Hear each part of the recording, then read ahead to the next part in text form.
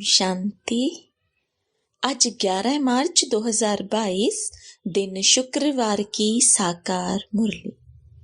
आइए अब सुनते हैं मीठे बाप दादा के मधुर महावाक्यों को। मीठे बच्चे, यह तुम्हारा अंतिम जन्म है, इसलिए विकारों का संन्यास करो। इस अंतिम जन्म में रावण की जंजीरों से अपने को छुड़ाओ। प्रश्न: बाप का सहारा किन बच्चों को मिलता है? बाप किन बच्चों से सदा राजी रहता है?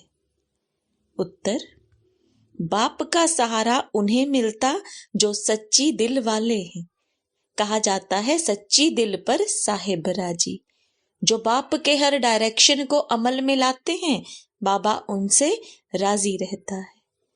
बाप का डायरेक्शन है याद में रह, पवित्र बन फिर सर्विस करो, किसी को रास्ता बताओ, शूद्रों के संग अपनी संभाल करो, कर्मेंद्रियों से कभी बुरा काम नहीं करना। जो इन सब बातों की धारणा करते, बाप उनसे राजी रहता। गीत: मुझको सहारा देने वाले दिल ये कहे तेरा शुक्रिया, तेरा शुक्रिया। ओम शांति। बच्चे यहाँ ज्ञान सुन रहे हैं। किसका ज्ञान? क्या शास्त्रों का? नहीं। बच्चे जानते हैं कि शास्त्रों का ज्ञान तो सभी मनुष्य मात्र लेते हैं। हमको यहाँ परमपिता परमात्मा ज्ञान देते हैं। कोई भी शास्त्र आदि पढ़ने अथवा अध्ययन करने वाले सन्यासी ऐसे नहीं कहेंगे। वो कोई ज्ञान नहीं सुनाते हैं। कोई भी सत्संग में जाओ तो मनुष्य बैठा होगा, उनको शास्त्री जी, पंडित जी व महात्मा जी कहेंगे। नाम का ताल्लुक रखते ही हैं मनुष्य के साथ। यह बच्चे जानते हैं हमको कोई मनुष्य ज्ञान नहीं देते, परंतु मनुष्य द्वारा निराकार परम पिता परमात्मा ज्ञान देते हैं। यह बातें कोई भी सत्संग में नहीं सुनाई जाती। भाषण करने वालों की बुद्धि में भी यह बातें नहीं हो सकती। हमको भी जो ज्ञान दे रहा है वह कोई मनुष्य व देवता नहीं है। भल इस समय देवी देवता धर्म नहीं है, फिर भी ब्रह्मा विष्णु शंकर सूक्ष्म वतनवासी जो हैं उन्हों का तो नाम गाया जाता है। लक्ष्मी नारायण आदि यह सब हैं दैवी गुण वाले मनुष्य। इस समय सब हैं आसुरी गुण वाले मनुष्य। कोई भी मनुष्य नहीं समझते कि हम आत्मा हैं। फलाने द्वारा परमात्मा हमको ज्ञान दे रहे हैं। वह तो समझते हैं फलाना महात्मा, फलाना शास्त्री हमको कथा सुना रहे हैं, वेद शास्त्र आदि सुना रहे हैं, गीता सुना रहे हैं। बाप कहते हैं मैं तुमको ऐसे शास्त्रों की बातें सुनाता नहीं हूं। तुम तो अपने को आत्मा निश्चय करते हो, फिर कहते हो पतित पावन आओ। सर्व का दुख हरता सुख करता, वह है सर्व का शांति दाता। सर्व का मुक्ति जीवन मुक्ति दाता, वह तो कोई मनुष्य नहीं हो सकता। मनुष्य सवेरे सवेरे उठकर कितनी भक्ति करते हैं। कोई भजन गाते हैं, कथा करते हैं। इसको कहा जाता है भक्ति मार्ग। भक्ति मार्ग वालों को यह मालूम नहीं कि भक्ति मार्ग क्या होता है। यहाँ सब जगह भक्ति ही भक्ति है। ज्ञान है दिन, भक्ति है रात। जब ज्ञान है तो भक्ति नहीं, जब भक्ति है तो ज्ञान नहीं। द्वापर कलयुग है भक्ति, सतयुग त्रेता है ज्ञान का फल। वह ज्ञान का सागर ही फल देते हैं। भगवान क्या फल देगा? फल माना वर्षा। भगवान वर्षा देगा मुक्ति का, साथ में मुक्ति धाम में ले जाएगा। इस समय मनुष्य इतने हो गए हैं जो रहने की जगह नहीं है, अनाज नहीं है, इसलिए भगवान को आना पड़ता है। रावण सबको पतित बनाते हैं, फिर पतित पावन आकर पावन बनाते हैं।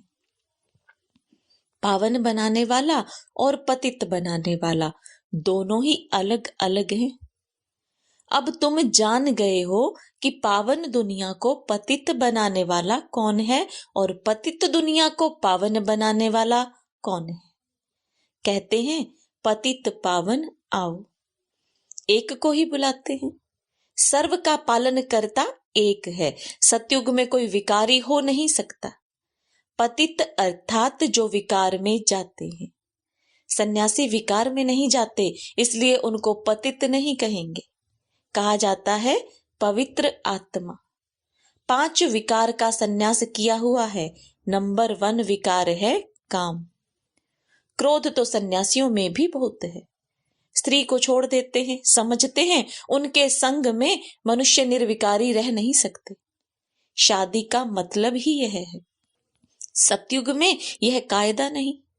बाप समझाते हैं बच्चे, वहां पतित कोई होता ही नहीं। देवताओं की महिमा है, सर्वगुण संपन्न संपूर्ण निर्विकारी। रावण राज्य शुरू होता ही है द्वापर युग से। बाप खुद कहते हैं काम को जीतो, तुम मुझे याद करो और पवित्र दुनिया को याद करो तो तुम पतित नहीं बनेंगे। मैं पावन दुनिया स्थापन करने आया हूं। और दूसरी बात, एक बाप के बच्चे ब्राह्मण ब्राह्मणियां तुम आपस में भाई बहन ठहरे। यह बात जब तक अच्छी तरह किसी की बुद्धि में नहीं बैठेगी तब तक विकारों से छूट नहीं सकते। जब तक ब्रह्मा की संतान ना बने तब तक पावन बनना बड़ा मुश्किल है, मदद नहीं मिलेगी। अच्छा, ब्रह्मा की बात छोड़ो, तुम कहते हो हम भगवान के बच्चे हैं, साकार में कहते हो इस हिसाब से भाई बहन हो गए, फिर विकार में जा ना सके। यह तो सब कहेंगे हम ईश्वर की संतान हैं, और बाप कहते हैं बच्चे मैं आ गया हूं। अब जो मेरे आकर बनते हैं वह आपस में भाई बहन हो गए। ब्रह्मा द्वारा भाई बहन की रचना होती है तो फिर विकार में जा ना सके। बाप कहते हैं यह तुम्हारा अंतिम जन्म है, एक जन्म के लिए तो इस विकार का त्याग करो। सन्यासी लोग छोड़ते हैं जंगल में जाने के लिए, तुम छोड़ते हो पवित्र दुनिया में जाने के लिए। सन्यासियों को कोई टेम्पटेशन नहीं है। गृहस्थी लोग उनको बहुत मान देते हैं, परंतु वह कोई मंदिरों में पूजने लायक नहीं बनते हैं। मंदिर में पूजनीय लायक हैं देवताएं, क्योंकि उनकी आत्मा और शरीर दोनों पवित्र होते हैं। यहां हमको पवित्र शरीर मिल ना सके। यह तो तमो प्रधान पतित शरीर है, 5 तत्व भी पतित हैं। वहां आत्मा भी पवित्र रहती है तो 5 तत्व भी सतो प्रधान पवित्र रहते हैं। अभी आत्मा भी तमो प्रधान तो तत्व भी तमो प्रधान है। इसलिए बाढ़ तूफान आदि कितने होते रहते हैं, किसी को दुख देना यह तमोगुण है। सतयुग में तत्व भी किसी को दुख नहीं देते। इस समय मनुष्य की बुद्धि भी तमो प्रधान है, सतो रजो तमो में भी जरूर आना है, नहीं तो पुरानी दुनिया कैसे हो जो फिर नई बनाने वाला आए। अब बाप कहते हैं बच्चे पावन बनो। यह अंतिम जन्म रावण की जंजीरों से अपने को छुड़ाओ। आसुरी मत पर आधा कल्प तुम पतित रहे हो, यह बहुत बुरी आदत है। सबसे बड़ा दुश्मन है काम। छोटेपन में भी विकार में चले जाते हैं क्योंकि संग ऐसा मिलता है। समय ही ऐसा है, पतित जरूर बनना है। संन्यास धर्म का भी पाठ है। सृष्टि को जल मरने से कुछ बचाते हैं। अब ड्रामा को भी तुम बच्चे ही जानते हो।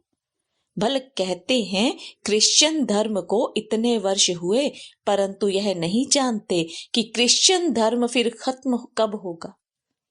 कहते हैं कलयुग को अभी 40,000 वर्ष चलना है, तो क्रिश्चियन आदि सब धर्म 40,000 वर्ष तक वृद्धि को पाते रहेंगे। अब 5,000 वर्ष में ही जगह पूरी नहीं रही तो 40,000 वर्ष में पता नहीं क्या हो जाए। शास्त्रों में तो बहुत गपोड़े लगा दिए हैं, इसलिए कोई विरला ही इन बातों को समझ कदम कदम श्रीमत पर चलते हैं। श्रीमत पर चलना कितना डिफिकल्ट है। लक्ष्मी नारायण जिन्हों को सारी दुनिया पूजती है वह अब तुम बन रहे हो, यह तुम ही जानते हो, सो भी नंबरवार। अब बाप कहते हैं मुझे याद करो और घर को याद करो। घर तो जल्दी आता है ना। मनुष्य 8-10 वर्ष की मुसाफिरी कर घर लौटते हैं तो खुशी होती है कि अब हम अपने बर्थ प्लेस में जा रहे हैं। अब वह मुसाफिरी होते हैं थोड़े समय की, इसलिए घर को भूलते नहीं हैं। यहाँ तो 5000 वर्ष हो गए हैं, इसलिए घर को तो बिल्कुल ही भूल गए हैं। अब बाप ने आकर बतलाया है कि बच्चे, यह पुरानी दुनिया है, इनको तो आग लगनी है, कोई भी बचेगा नहीं, सबको मरना है। इसलिए इस सड़ी हुई दुनिया और सड़े हुए शरीर से प्यार मत रखो। शरीर बदलते बदलते 5000 वर्ष हुए हैं, 84 बार शरीर चेंज करते आए हैं। अब बाप कहते हैं तुम्हारे 84 जन्म पूरे हुए, तब तो मैं आया हूं। तुम्हारा पाठ पूरा हुआ तो सबका पूरा हुआ। इस नॉलेज को धारण करना है, सारी नॉलेज बुद्धि में है। बाप द्वारा नॉलेजफुल बनने से फिर सारे विश्व के मालिक बन जाते हो और विश्व भी नई बन जाती है। भक्ति मार्ग में जो भी कर्म कांड की वस्तुएं हैं, सबको खत्म करना है। फिर कोई एक भी हे प्रभु कहने वाला नहीं रहेगा। हाय राम, हे प्रभु, यह अक्षर दुख में ही निकलते हैं, सतयुग में नहीं निकलेंगे क्योंकि वहां दुख की बात नहीं। तो ऐसा बाप जिसको याद किया जाता है, उनकी मत पर क्यों नहीं चलना चाहिए? ईश्वरीय मत से सदा सुखी बन जाएंगे। यह समझते भी श्रीमत पर ना चले तो उनको महामूर्ख कहा जाता है। ईश्वरीय मत और आसुरी मत दोनों में रात दिन का फर्क है। अब जज करना कि हम किस तरफ जाएं। माया की तरफ तो दुख ही दुख है, ईश्वर की तरफ 21 जन्म का सुख है। अब किसकी मत पर चले? बाप कहते हैं श्रीमत पर चलने चाहो तो चलो। पहली बात है कि काम पर जीत पहनो। उनसे भी पहली बात है कि मुझे याद करो। यह पुराना शरीर तो छोड़ना ही है, अब वापस जाना है। इस समय हमको ख्याल है कि हम 84 जन्मों की पुरानी खाल छोड़ता हूं। वहां सतयुग में समझते हैं यह बूढ़ा शरीर छोड़ फिर बचपन में आएंगे। इस पुरानी दुनिया का महाविनाश होना है। यह बातें कोई शास्त्रों में नहीं है, यह बाप बैठ सम्मुख समझाते हैं। यह सब बातें ध्यान में रहें तो अहो सौभाग्य कितना सहज है। फिर भी पता नहीं स्वीट होम स्वीट राजधानी को क्यों भूल जाते हैं, याद क्यों नहीं करते। संग दोष में आकर गंदे बनते हैं। बाबा कहते हैं बच्चे, गंदे विकल्प बहुत आएंगे, परंतु कर्मेंद्रियों से कोई काम नहीं करना है। ऐसे नहीं विकर्म करके फिर लिखो बाबा यह विकर्म हो गया, क्षमा करो। विकर्म कर दिया तो उसका फिर 100 गुना दंड पड़ जाएगा। एक तो ना बतलाने से दंड पड़ जाए। इस समय पता पड़ता है कि अजामिल कौन बनता है। जो ईश्वर की गोद लेकर फिर विकार में जाते हैं तो सिद्ध होता है कि यह बड़ा अजामिल पाप आत्मा है जो विकार बिगर रह नहीं सकते। बाइस्कोप अर्थात सिनेमा सबको गंदा बनाने वाला है। तुम्हें कोई भी विकार से दूर भागना चाहिए। ब्राह्मण है निर्विकारी तो संग भी ब्राह्मणों का चाहिए। शूद्रों के संग में दुखी होते हैं। शरीर निर्वाह अर्थ तो सब कुछ करना ही है, परंतु कर्मेंद्रियों से कोई विकर्म नहीं करना चाहिए। हाँ, बच्चों को सुधारने के लिए समझाना है, कोई ना कोई युक्ति से हल्की सजा देनी है। रचना रची है तो रिस्पॉन्सिबिलिटी भी है, उन्हों को भी सच्ची कमाई करानी है। छोटे छोटे बच्चों को भी थोड़ा बहुत सिखलाना अच्छा है। शिव बाबा को याद करने से मदद मिलेगी। सच्चे दिल पर साहिब राजी होता है। सच्ची दिल वाले बच्चों को ही बाप का सहारा मिलता है। अब सारी दुनिया में कोई किसी का सहारा नहीं। सहारा होता है सुख में ले जाने का। एक परमात्मा को ही याद करते हैं, वही आकर सबको शांति देते हैं। सतयुग में सब सुखी हैं, बाकी सब आत्माएं शांति देश में रहती हैं। भारत स्वर्ग था, सब विश्व के मालिक थे। अशांति मारामारी कुछ नहीं था। जरूर वह नई दुनिया बाबा ने ही रची होगी। बाबा से वर्षा मिला होगा, कैसे? वह भी कोई समझते नहीं, उसको राम राज्य कहा जाता था, अब नहीं है। था तो सही ना। वही भारत जो पूज्य था वह पुजारी बना है, फिर पूज्य जरूर बनेगा। अभी तुम पुरुषार्थ कर रहे हो। शिव भगवानुवाच, श्री कृष्ण की आत्मा अंतिम जन्म में सुन रही है, फिर कृष्ण बनने वाली है। सवेरे उठकर बाबा को याद करना है, वह टाइम बहुत अच्छा है। वाइब्रेशन भी शुद्ध रहता है। जैसे आत्मा रात को थक जाती है तो कहती है मैं डिटेच हो जाती हूं। तुम्हारा भी यहां होते हुए बुद्धि योग वहां लगा रहे। अमृत वेले उठकर याद करने से दिन में भी याद आएगी। यह कमाई है। जितना याद करेंगे उतना विकर्मा जीत बनेंगे, धारणा होगी।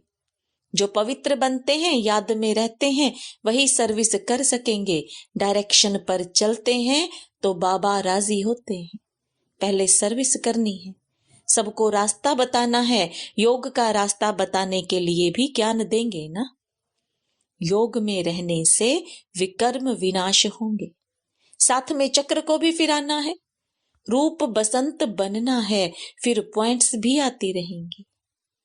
अच्छा, मीठे मीठे सिकिलदे बच्चों प्रति माता पिता बाप दादा का याद प्यार और गुड मॉर्निंग।